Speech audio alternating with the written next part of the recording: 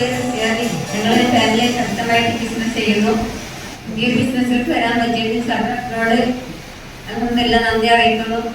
അതോടൊപ്പം തന്നെ ഇത് ഗസ്റ്റായി ഇവിടെ എത്താൻ പറ്റിയത് നമ്മൾ ടീം മെമ്പേഴ്സിനോടും നമ്മുടെ ITCയുടെ സുരേഷ് സാറിന് ഒരുപാട് നന്ദി അറിയിക്കുന്നു. ആൾക്കാരോട് പറയാനുള്ളത് ഒരു അടിപൊളി ബിസിനസ് തന്നെയാണ്. ഏതൊരാൾക്കും കൂടെ ആളില്ലെങ്കിൽ നമുക്ക് സ്വന്തമായി ചെയ്യാൻ പറ്റും. പുതിയ ആളുകളെന്നല്ല, ഇപ്പൊ നിലവിലുള്ള ആളുകളോട് പറയാനുള്ളത് ശക്തമായിട്ട് ബിസിനസ് സീരിയസ് ആയിട്ട് തന്നെ ഏറ്റെടുക്കുക. ഒരു 2 വർഷം നമ്മൾ സീരിയസ് ആയിട്ട് ബിസിനസ് മറ്റെല്ലാ മേഖലയും മാറ്റി വെച്ച് ഈ ബിസിനസ് ചെയ്യുകയാണെങ്കിൽ നമുക്ക് ആഗ്രഹിച്ചത് അപ്പുറമുള്ളതൊന്നും നേടാൻ പറ്റും. ഞങ്ങൾ ഈ ബിസിനസ്സിലൂടെ ഒരുപാട് നേട്ടങ്ങൾ ഇപ്പോഴും നേടിക്കൊണ്ടിരിക്കുന്നുണ്ട്. ഇത് പറയാനുള്ളത്, കഴിഞ്ഞ ആഴ്ച ഞങ്ങളുടെ വീട്ടിലേക്ക് നമ്മളെല്ലാ ആരും കാണാൻ ആഗ്രഹിക്കുന്ന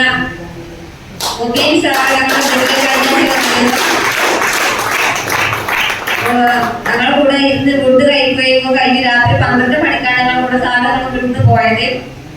അപ്പോ ഞങ്ങൾക്ക് ബിസിനസ് ചെറിയൊരു ഡെഡായ സമയത്താണ് സാധനങ്ങളെ കൂടെ താങ്ങായിട്ട് വന്നത്.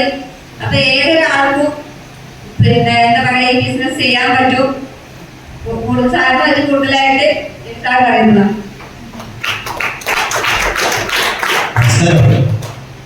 നമസ്കാരം. പേര് രജി, ചുങ്കത്ത സ്വദേശിയാണ്.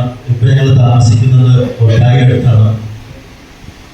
ഏകദേശം ഈ ബിസിനസ്സിൽ വരുന്നതിന് മുമ്പ് ഒരു ലോറി ഡ്രൈവർ ആയിരുന്നു. ഏകദേശം 4 വർഷം പൂർത്തിയായി ബിസിനസ്സിൽ വരുന്നു. അതായത് ബിസിനസ്സിൽ വരുന്നതിന് മുമ്പ് നമ്മുടെ നാട്ടില് നോട്ട് നിരോധനം, അതിനുശേഷം പ്രളയം വന്നു, അതിനുശേഷം നമ്മുടെ നാട്ടിൽ കൊറോണ വന്നു. ശരിയല്ലേ? ഈ ഒരു സമയത്ത് സാമ്പത്തികമായിട്ട് വളരെ ബുദ്ധിമുട്ടുന്ന സമയമാണ്. ഞാനും അതുപോലെ തന്നെ നമ്മുടെ നാട്ടിലെ ജനങ്ങളും. ആ ഒരു സമയത്താണ് ഈ ഒരു ബിസിനസ് അവസരം കേൾക്കുന്നതും. പക്ഷേ കൊറോണയ്ക്ക് മുന്നേ തന്നെ ഞാൻ ഈ ബിസിനസ് ഏറ്റെടുത്തിരുന്നു. ഏറ്റെടുത്ത് കൊറോണ സമയത്ത്, കൊറോണ വരുന്നതിന് മുമ്പ് തന്നെ കുറച്ച് ഫാമിലിക്ക് ബിസിനസ് എത്തി. ആ സമയത്ത് കൊറോണ വന്ന് ആകെ അങ്ങോട്ടും ഇങ്ങോട്ടും കമ്മ്യൂണിക്കേഷനൊക്കെ ഇല്ലാതെയായി. ആ ഒരു സമയത്ത് ഞാൻ എത്തിച്ച ഫാമിലിത്തെ ആളുകളൊക്കെ മനോരമ ന്യൂസും ആരോഗ്യ വകുപ്പും ഹെൽത്ത് ഡിപ്പാർട്ട്മെന്റും ഒക്കെ ഒരു ഒറ്റക്കെട്ടായിട്ട് നമ്മുടെ കമ്പനിന്റെ കവചപ്രാഷ് എന്ന് പറഞ്ഞ ഉൽപ്പന്നം അന്ന് ശ്വാസകോശമായിട്ട് ബന്ധപ്പെട്ട് ഓക്സിജന്റെ അളവ് കുറവെന്നൊക്കെ പറഞ്ഞിട്ട് നമ്മുടെ ആയുശ്വാസം നല്ല രീതിയിൽ പ്രൊമോട്ട് ചെയ്യാൻ തുടങ്ങിയ സമയത്ത് ഞാൻ ഈ ബിസിനസ് പ്രൊമോട്ട് ചെയ്ത ഫാമിലിയൊക്കെ അത് ഉപയോഗിക്കാനും അത് റെക്കമെൻഡ് ചെയ്യാനും തുടങ്ങിയ സമയത്ത്, കൊറോണ സമയത്ത് ഒരാൾക്കും വരുമാനമില്ലാത്ത ആ സമയത്ത് ആഴ്ചയിൽ 40,000 രൂപ വരെ വരുമാനം വാങ്ങാൻ പറ്റിയ സമയത്താണ് ഈ ഒരു ബിസിനസിന്റെ പൊട്ടൻഷ്യൽ എന്താണെന്നുള്ളത് മനസ്സിലായി. വളരെ ശക്തമായിട്ട് പ്രവർത്തിച്ചു. ബിസിനസ് ഏറ്റെടുക്കാൻ 3 മാസം ടൈം വന്നിട്ടുണ്ട്. 3 മാസം ഞാൻ ഈ ബിസിനസിനെ റിജക്ട് ചെയ്തിട്ടുണ്ട്. കാരണം എന്നെ സംബന്ധിച്ച് എൻ്റെ ഉള്ളിൽ ഒരുപാട് ചോദ്യങ്ങൾ ഉണ്ടായിരുന്നു. ഒന്ന്, വിദ്യാഭ്യാസം എനിക്ക് വളരെ കുറവാണ്. 7ാം ക്ലാസ് വിദ്യാഭ്യാസം, പിന്നെ അത് 7ാം ക്ലാസ് വരെ എത്താൻ പഠിക്കുന്നുമുണ്ട്. പഠിക്കാൻ വളരെ മടിയായിരുന്നു. കാരണം എന്ന് വെച്ച് കഴിഞ്ഞാല് എനിക്ക് ചിന്തിക്കാൻ പറ്റുന്ന ആ സമയത്ത് തന്നെ ഞാൻ ചിന്തിക്കാറുണ്ട്. പഠിച്ച് ഒരു പൊസിഷനിലേക്ക് എത്തണമെങ്കിൽ, ഒരു ജോലി വാങ്ങണമെങ്കിൽ എന്തായാലും അത്യാവശ്യം ഒരു കാശുകാരന്റെ മോനാവണം. വേണ്ടിയോ അല്ലേ? അത്യാവശ്യം ഒരു ജോബ് വാങ്ങണമെന്നുണ്ടെങ്കിൽ ഒരു കാശുകാരന്റെ മോനാവണം. എന്നെ സംബന്ധിച്ചാണെങ്കിലോ, ഞങ്ങള് ചെറുപ്രായത്തിൽ തന്നെ എൻ്റെ ഫാദർ ഞങ്ങളെ കൈവിട്ട് പോയി, ഈ ദുനിയാവിൽ തന്നെ പോയി. അപ്പൊ ആ സമയത്തൊക്കെ ഞങ്ങൾ ചെറുപ്രായമാണ്.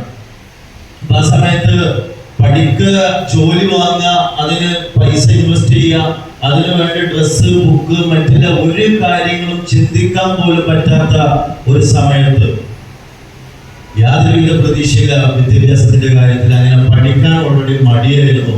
പിന്നെ 7ാം ക്ലാസ് വരെ പോയി എന്നുള്ളത് സത്യം. ആ സമയത്ത്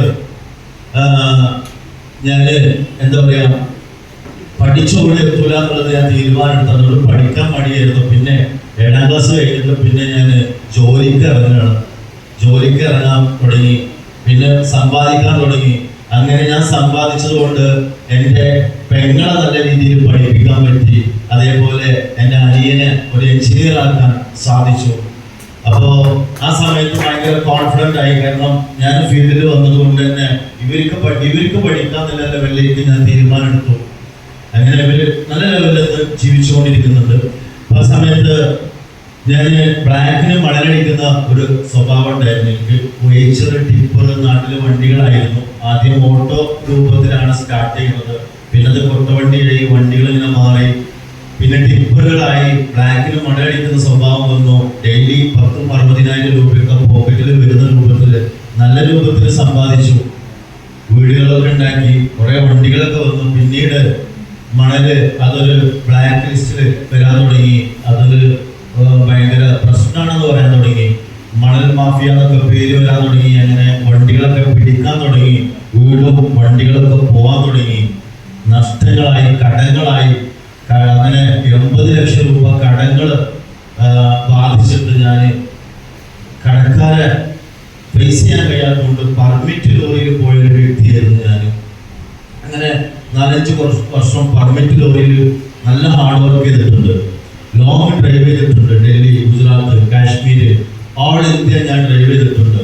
ചെറിയ ഏരിയയിലൊക്കെ ഞാൻ ചെല്ലുന്ന സമയത്ത് 100 വണ്ടികൾ ഇങ്ങനെ പാർക്ക് ചെയ്തിട്ടുണ്ടാവും. അപ്പോൾ ആ സമയത്ത് അവർ ചോദിക്കും ഞാൻ ചോദിക്കും എന്താ ഇവിടുന്ന് വണ്ടി പോകാൻ പറ്റില്ല, വണ്ടികളൊക്കെ കിടക്കുന്നത് ചെക്ക് പോസ്റ്റ് ആണോ ചോദിക്കുമ്പോൾ അവർ ചെക്ക് പോസ്റ്റ് അല്ല, ഇവിടുന്ന് അങ്ങോട്ട് ഇനി 100 കിലോമീറ്റർ വണ്ടി ഓടിക്കാൻ പറ്റൂല, ഓടിച്ചാൽ വണ്ടിനെയും കാണില്ല, ഡ്രൈവറെയും കാണില്ല. കള്ളന്മാരെ ഏരിയയാണ്. അവര് നമ്മളെ ഈ ടൈമിൽ പാസ്സാക്കൂല അവിടെ. അപ്പൊ ആ സമയത്ത് 100 വണ്ടികളെ മാറ്റി ചെയ്ത സമയത്തും, കാരണം ലക്ഷങ്ങൾ കടബാധ്യത ആയതുകൊണ്ട് എന്തായാലും മരിക്കുക എന്നുള്ളത് പറഞ്ഞത് നമ്മൾക്ക് നമ്മളെ മതം നമ്മളെ പ്രൊട്ടക്ട് ചെയ്യൂല എന്നുള്ളത് തീർച്ചയായിട്ടും ഉറപ്പുള്ളത് കൊണ്ട് തന്നെ. പിന്നെ കള്ളന്മാര് കൊല്ലുകയാണെങ്കിൽ അവര് നമ്മളെ ജീവൻ എടുക്കുകയാണെങ്കിൽ എടുക്കട്ടെ എന്നുള്ള ഒരു ചിന്തയോടുകൂടി, ആരും എന്നെ ഒന്നും ചെയ്യൂല എന്നൊരു ചിന്തയോടുകൂടി ഞാൻ ലോങ് ഡ്രൈവ് ചെയ്യാൻ തുടങ്ങി. പിന്നെ 2-3 പ്രാവശ്യം എനിക്ക് അറ്റാക്ക് ഉണ്ടായിട്ടുണ്ട്. ഒരു 1,40,000 രൂപ ഒരു വണ്ടിയിൽ നിന്ന് എൻ്റെ കയ്യിൽ നിന്ന് കള്ളന്മാർ വാങ്ങിക്കൊണ്ടേ ചരിത്രം. എൻ്റെ മെയിൻ ക്ലാസ്സിന് എറിഞ്ഞു പൊട്ടിച്ച് വണ്ടി ആക്സിഡൻ്റ് ആക്കിയ സംഭവങ്ങളൊക്കെ ഉണ്ട്. അപ്പോൾ ഇതൊന്നും എനിക്ക് പ്രശ്നമില്ലായിരുന്നു. ഞാൻ എൻ്റെ കടങ്ങൾ വിൽക്കുക എന്നുള്ളതായിരുന്നു. മരിക്കുന്നതിന് മുമ്പ് എൻ്റെ കടങ്ങളൊക്കെ തീരണം, ഇതായിരുന്നു എൻ്റെ ലക്ഷ്യം. ഹാർഡ് വർക്ക് ചെയ്യുന്ന സമയത്ത് 4-5 വർഷം ഹാർഡ് വർക്ക് ചെയ്തു. കടങ്ങളൊക്കെ എനിക്ക് തീർക്കാൻ പറ്റി കുറേയൊക്കെ. പക്ഷേ ഈ ബിസിനസ്സിൽ ഞാൻ വരുമ്പോൾ 10 ലക്ഷം കൂടി കടബാധ്യത ബാക്കി നിൽക്കുന്ന സമയത്താണ് ഇതിൽ വരുന്നത്. ഈ ബിസിനസിന്റെ പ്ലാൻ കേട്ട സമയത്ത് ഞാനിത് റിജക്റ്റ് ചെയ്യാൻ കാരണം, 1, എനിക്ക് വിദ്യാഭ്യാസം ഇല്ലാത്ത ഞാൻ എങ്ങനെ ബിസിനസ് ചെയ്യും. 2, ഈ കമ്പനിയെ കുറിച്ച് എനിക്ക് വ്യക്തമായ ബോധമൊന്നുമില്ല. പിന്നെ എൻ്റെ നാട്ടിലെ എൻ്റെ വേണ്ടപ്പെട്ട ആളുകളും എൻ്റെ പെങ്ങളും ഒക്കെ ഒരുപാട് നെറ്റ്വർക്ക് ചെയ്ത എക്സ്പീരിയൻസ് ഉള്ളത് കൊണ്ട് തന്നെ അവർക്കൊന്നും വേണ്ട രൂപത്തിൽ ഒരു ഗ്രോത്തോ അല്ലെങ്കിൽ ഒരു മാറ്റോ ഒരു ഫിനാൻഷ്യൽ ഫ്രീഡം ഒന്നും കാണാൻ നമുക്ക് സാധിച്ചിട്ടില്ല. ആയതുകൊണ്ട് തന്നെ ഈ ഒരു ബിസിനസിനെ കുറിച്ച് വിശ്വാസമില്ലായിരുന്നു. 3 മാസം ഞാൻ ഈ കമ്പനീനെ റിജക്റ്റ് ചെയ്തു, മാറ്റി നിർത്തി. പക്ഷേ ഇതുപോലെ ഒരു സദസ്സിൽ ഞാനും ഇരിക്കേണ്ടി വന്നു. കമ്പനീൻ്റെ ഒരു വുണ്ട് ഹീലിംഗ് എന്ന് പറഞ്ഞ പ്രൊഡക്റ്റ് എൻ്റെ ഫാമിലിയിൽ അത് വലിയ റിസൾട്ട് ഉണ്ടാക്കി. ആ റിസൾട്ട് അത് നാട്ടിലെ ജനങ്ങൾക്ക് ഒരു ഉപകാരമാവട്ടെ എന്നുള്ള രൂപത്തിൽ ഞാനത് പ്രൊമോട്ട് ചെയ്യാൻ തയ്യാറായി. കമ്പനിയുടെ ഒരു പ്രോഗ്രാം അറ്റൻഡ് ചെയ്ത സമയത്ത് 4ാം ക്ലാസ്സുകാരനായ ഗ്രേഡിലുള്ള അൽതാഫ് സാറ് വീക്കിലി ഇൻകം 2,10,000 വാങ്ങുന്നത് നേരിട്ട് കാണാൻ സാധിച്ചു എന്നുള്ളതാണ്. ആ സമയത്ത് എനിക്ക് വിശ്വാസമായി, വിദ്യാഭ്യാസം ഇതിനൊരു മാനദണ്ഡമല്ല. അന്ന് എനിക്കത് മനസ്സിലായി, വിദ്യാഭ്യാസം ഇതിനൊരു പ്രശ്നമല്ല. പക്ഷേ ഈ ബിസിനസ് ചെയ്യണമെങ്കിൽ ബിസിനസിനെ കുറിച്ച് പഠിക്കണം. ഞാൻ ഈ കമ്പനിയെ കുറിച്ച് പഠിക്കാൻ തയ്യാറായി. പഠിക്കാൻ മടിയില്ല, ഞാൻ ഈ കമ്പനിയെ കുറിച്ച് പഠിച്ചു. പഠിക്കാൻ മടിയില്ല, ഞാൻ ഈ കമ്പനിയുടെ മാനേജ്മെന്റിനെ കുറിച്ച് പഠിച്ചു. പഠിക്കാൻ മടിയില്ല, ഞാൻ ഈ കമ്പനിയുടെ ടേൺ ഓവറിനെ കുറിച്ച് പഠിച്ചു. പഠിക്കാൻ മടിയില്ല, ഞാൻ മറ്റു പല കമ്പനിയുടെ സിസ്റ്റങ്ങൾ എന്തൊക്കെയാണ്, മറ്റ് കമ്പനിയുടെ പ്രൊഡക്ട്സുകൾ എന്തൊക്കെയാണ് ഇവിടെ വന്ന ബിസിനസ്സുകൾ, ഇതിനൊക്കെ കുറിച്ച് ഞാൻ മടിയില്ല, ഞാൻ പഠിക്കാൻ തയ്യാറായി. അങ്ങനെ പഠിച്ചത് കൊണ്ട് മാത്രമാണ് എനിക്ക് ഇന്നിവിടെ NTC റാങ്കിലൂടെ നിൽക്കാൻ പറ്റിയത്. സ്റ്റാർട്ട് ചെയ്ത സമയത്ത് ഒരു ഫോം പോലും ഫില്ല് ചെയ്യാൻ അറിയില്ല. ഒരു ഫോം പോലും ഫില്ല് ചെയ്യാതെ കോടികളെ ബിസിനസ് ഞാൻ ചെയ്തിട്ടുണ്ട്. ഫോം ഫില്ല് ചെയ്യാൻ എനിക്കറിയണ്ട, കൂടെ വരുന്ന അല്ലെങ്കിൽ പ്ലാൻ കേട്ട് അത് ഫോം ഫില്ല് ചെയ്യാൻ വെച്ചാൽ മതി. ആണോ അല്ലയോ? അല്ലയോ? ലക്ഷങ്ങൾ കടബാധ്യത ഉണ്ടായിരുന്നു, അതൊക്കെ തീർത്തുന്നതുമായി ലൈഫ് സ്റ്റൈൽ എന്ന കമ്പനി ഇന്ന് ഒരു 10 ലക്ഷം രൂപ വരുന്ന കാർ സ്വന്തമാക്കാൻ പറ്റി, കടങ്ങളും പ്രശ്നങ്ങളും ഒക്കെ മാറ്റാൻ പറ്റി. അതേപോലെ തന്നെ ഇന്ന് ഈ ബിസിനസ്സിൽ കൂടെ വന്ന ഒരുപാട് ആളുകൾക്ക്, ഇറച്ചിപ്പണിക്കാരനായാലും ഉസ്താദുമാരായാലും ഇവരൊക്കെ വീട്ടിൽ കാറുകളും അതേപോലെ ആഴ്ച വരുമാനം 1 ലക്ഷത്തിന് മേലെ ആഴ്ച വരുമാനം ഏൺ ചെയ്യാനും തീരുമാനമെടുത്തത് കൊണ്ട് തന്നെ സാധിച്ചു എന്നുള്ളതാണ്. കാരണം ഇത് ഒറ്റയ്ക്കല്ല വിജയിക്കുക, കൂടെയുള്ള ആളുകളും ചെയ്യും. ഒറ്റയ്ക്കൊരാൾക്ക് വിജയിക്കാൻ കഴിയില്ല. ഞാൻ ഡ്രൈവ് ചെയ്താൽ, ഞാൻ ലോറിയാണ് ഡ്രൈവ് ചെയ്യണമെന്ന് വെച്ച് കഴിഞ്ഞാൽ എൻ്റെ വീട്ടിൽ മാത്രമേ വരുമാനം കിട്ടൂ. പക്ഷെ ഞാൻ ഈ ബിസിനസ് ചെയ്യുകയാണെങ്കിൽ കൂടെ വന്ന ആളുകൾക്ക് അതിന് 1000, 10,000 ഒക്കെ വാങ്ങി കൊടുക്കുമ്പോഴാണ് ഇവിടെ 2,10,000 കിട്ടുള്ളൂ. ആണോ അല്ലയോ? അപ്പോ അതേപോലെ തന്നെ ഒരുമിച്ചിരിക്കുന്ന സദസ്സുകളൊക്കെ ഇല്ലാതെയായ ഈ ഒരു സമയത്ത് ഈ ഒരുമിച്ചിരിക്കുന്ന സദസ്സുകളൊക്കെ നിർബന്ധമാണ്. ആണോ അല്ലയോ? അതേപോലെ തന്നെ ഇതുവരെ നമ്മുടെ നാട്ടിൽ നടന്ന കച്ചവടം വിദേശ രാജ്യങ്ങള് നമ്മുടെ നാട്ടിലത്തെ സമ്പത്ത് കൊണ്ടുപോയിട്ട് വിദേശ രാജ്യങ്ങളെ ഉൽപ്പന്നങ്ങളാണ് നമ്മുടെ നാട്ടിൽ വന്നത്. ആണോ അല്ലേ? ഇത് ഇന്ത്യൻ കമ്പനിയാണ്